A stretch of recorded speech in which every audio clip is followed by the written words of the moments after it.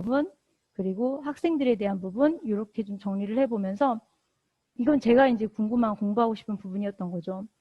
아, 그럼 학교 공동체 어떻게 할 것인가, 과연 이 안에 있는 사람들은. 그런데 너무나 뻔한 거예요. 첫 번째 건 정말 이건 어쩔 수 없이 굉장히 많이 해왔고, 제가 너무 부끄럽게도 사실 이 워크숍, 다른 학교 워크숍도 많이 해줬고, 그 다음에 뭐 평가교니 막 이런 데에서 하는 철학 비전 워크숍 같은 거만 해봤는데, 우리 학교 게 제일 어려웠어요. 정말로. 거의 너무 뭘 해야 될지 모를 정도로, 아, 정말 어렵구나 하는 생각이 들었어요. 실제로 하려고 보니까. 학교 철학이랑 비전이 공유가 안 돼 있는 상태에서 계속적으로 회의를 해봤자, 라고 너무 크게 얘기했나? 말 하면서, 아, 그 회의 결과가 정말 이게 같이 협의된 결과인가? 그냥 호불호의 결과인가? 이런 생각이 들기 시작을 하는 거예요. 그냥 개별 그냥 선택된 것이 중요한 게 아니라 중요한 거는 학교 교육의 어떤 기본 방향이 좀 잡히고 나서 그 다음에 협의를 해야 되지 않을까 하는 생각들이 계속 들더라고요. 하면서 학교 교육의 기본 방향인 학교 철학이 우선 잡혀야 되는데 그걸 어떻게 잡냐는 거예요. 지금 사실 말이 쉽지. 그리고 학교의 비전은 어떻게 할 것인가, 우리 학교의 비전을 다 공유는 하고 있는 것인가에 대한 고민들 계속되고 있고요. 최소한의 우리 학교의 핵심 가치가 무엇일까, 거기에 대한 공유는 어느 정도 하고 있을까, 이제 그런 고민들에서 이제 다시 또 한번 짚어봤어요. 그냥 이 부분은 계속적인 고민 지점이고, 이렇게 중요하다고는 하지만 이것이 한순간에 잡힌다고 생각은 안 해요. 그냥 그 학교 안에서 제가 이제 항상 하던 거는 그거였어요. 얘기하는 거였어요. 이게 공유되는 시점은 1년을 온전히 그 학교에서 살고 났을 때 비로소 학교의 비전과 학교 철학이 공유된다고 하는데 그 앞에 또 수식어를 넣어야 될 것 같아요. 그냥 1년을 살아서 안 되고요. 그 학교에서 살 때 같이 그 협의하는 과정이 정말 그 학교의 뭐랄까요, 비전과 철학에 대한 고민을 담은 협의 과정이 계속적으로 반복적으로 이루어져야 될 것 같아요. 그러면서 그 학교에서 살아가야지 이게 공유가 되지 않을까 하는 생각이 좀 들기 시작을 했습니다. 그래서 이 얘기를 또 다시 왜 했냐면 이거 아까 봤던 사진이잖아요. 문화예술교육 원격 수업으로 시작하자 했던 부분에 대해서 막 아까 이런 의견들 나왔어요. 하지만 정말 중요한 게 무엇이었을까? 우리 학교에서 뭐가 빠졌을까? 정말 우리가 계속 얘기하던 것들은 사실은 제일 중요한 거는 학생이었어요. 아이들이었어요. 지금 계속적으로 얘기 나오고 있지만 어느 순간에 보면 학생들이 있나, 정말 아이들이 있나? 아이들이 정말 우리한테 중요한가? 그런 시점들이 막 보여요. 얘기를 하다 보면. 지금 여기서 수업을 뭘 하는 게 지금 뭐에서 왜 수업을 하자는 거지? 이런 부분들이 보이잖아요. 그래서 정말 그러면 중요한 게 사실은 문화예술 수업을 해야 되는 정말 중요한 이유는 이거였지 않았을까 하는 생각이 드는 거예요. 오히려 지금과 같이 아이들이 다양한 경험을 할 수 없는 바깥 세상과 단절된 채 집에서 혼자 공부하고 있는 학생들에게 문화예술 교육이 더 절실하지 않을까. 그러니까 교육 과정이 다채롭게 우리가 운영을 해줘야 되는 노력을 해야 되지 않을까. 이런 부분 때문에라도 시작을 해야 되지 않냐라고 이야기를 하는 게 우리 학교의 어떤 철학에 맞지 않을까, 비전에 맞지 않을까, 이런 생각이 들었어요. 아까 이유들도 물론 당연히 중요한 이유들이긴 하지만 이렇게 접근을 하는 것들이 더 본질에 와닿지 않을까 하는 생각이 들어서 한번 짚어봤고요. 공부를 했어요. 요 밑에 조그만 글씨 보시면은 서근원 선생님 거 교육공동체의 교육인류학적 재해석이라는 교육인류학 연구 논문을 봤는데요. 네, 어렵지만 막연하게 조금 내가 생각하던 공동체가 그게 사람들을 힘들게 하고 소외시키고 고립시키는데 한몫을 할 수 있었겠구나 하는 생각이 들더라고요. 뭐냐면 이래요. 교육을 위한 공동체와 교육에 의한 공동체로 이제 이야기를 해요. 예를 들면 이제 앞에 있는 흰색으로 되어 있는 거에 대한 이야기예요. 교육을 위한 공동체를 생각해 보면은요. 이상으로 추구하는 교육을 실현하기 위한 공동체예요. 그러니까 어떤 특정한 교육을 위해서 모인 공동체인 거죠. 우리가 가지고 있는 이상 무엇인가를 실현하기 위한 공동체인 거예요. 동질성을 갖고 있겠죠. 당연히. 동일한 목적을 달성하기 위한 사람들이 모여서 있는 집단이고요. 공동체는 그러나 교육이라는 어떤 목적을 달성하기 위한 수단이고 교육 역시도 어떤 가치를 실현하기 위한 수단인 거예요. 그러면 이 교육 공동체는 결국은 모두가 수단이 될 수밖에 없어서 여기에서는 소외 현상이 발생할 수밖에 없다고 얘기를 해요. 무슨 얘기냐면은 너무나 가치 중심적이라든지 아니면은 우리가 어떤 거를 실현해보자고 모인 어떤 특정 집단 공동체가 있어요.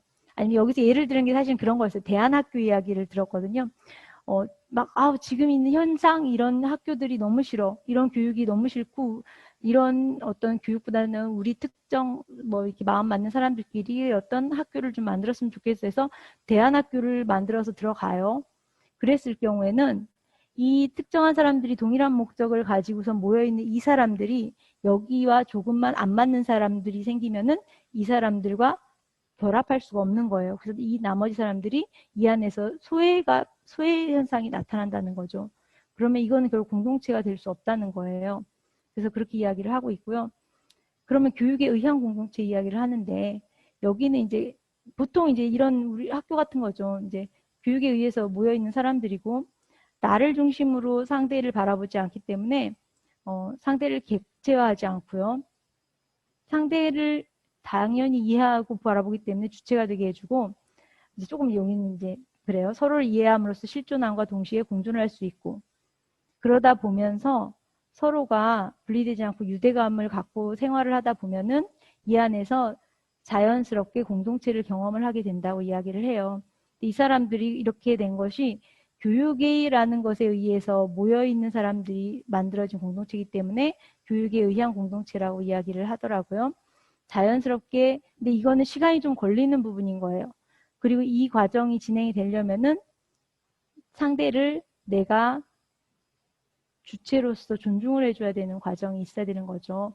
그러니까 내가 중심이 되고 이 학교가 우리 학교가 되고 내 학교가 되면 소위 이런 교육 철학이 중심이 돼가지고 여기에 맞지 않는 사람들이 배제되거나 이렇게 됐을 경우에는 어려움이 생긴다는 얘기예요, 사실. 그래서 결국 학교 공동체는 어떻게 만들어지는가라는 본질 처음 제가 갖고 있던 질문으로 다시 돌아와 봤어요. 그래서 그냥 뭐랄까요? 제 나름 정리를 그냥 해보는 건데요. 결국은 계속적으로 이야기 논의에서 계속 빠지고 있는 사람들이 있어요. 사실 학생이에요. 보면 정말 아까도 초반에도 그랬지만 그리고 제일 학교에서 어떤 본인들이 주장이나 본인들이 어떤 위치 또는 선택권 이런 것들에서 볼 때 가장 약자라고 볼 수 있는 사람도 사실은 학생이에요. 지금 학교에서도. 그런 학생을 우리가 가장 중심에 두고 이야기를 해야 되지 않을까. 그리고 또 중요한 거는 학생을 중심에 두고 이야기를 하다 보면은 그리고 중요한 건 서로 이해하며 주체로서 존중하는 과정이 되게 중요하다라고 생각이 들어요. 그러니까 예를 들기가 조심스럽지만 구체적인 예가 다른 예가 안 떠올라서 구체적으로 그냥 얘기를 해보자면 만약에 예를 들면 이제 제가 집회를 갔다 왔어요. 태극기 집회를. 그랬는데 검사를 받으래요. 내가 왜 받아야 돼, 그거를? 나를 뭘로 보고 받으라고 그래? 이렇게 할 게 아니라 학생이 우리 학교에서 제일 중요해요. 그럼 학생들이 감염될지도 모를 위험한 상황이니까 내가 당연히 검사를 받아야 되는 거예요. 무슨 이야기인지 이해되시죠? 얘가 너무 극단적이었나요? 네. 그냥 이제 떠오른 거예요. 그런 식으로 이제 학생이 중심에 있다면 사실은 그러니까 이런 것 같아요. 지금 학교에서의 어려움 현상들을 제가 쭉 볼 때는 내가 중심인 경우예요. 그러니까 그 모든 대립되는 사람들이나 관계들에 있어서 내가 중심인 경우에는 또는 이제 선생님들 또는 선생님들이나 아니면 학교에 지금 굉장히 많은 인력들이 들어와 있거든요. 외부 강사라든지 봉사자라든지 또는 뭐 기초학습 선생님들이라든지 이런 분들과의 관계에 있어서도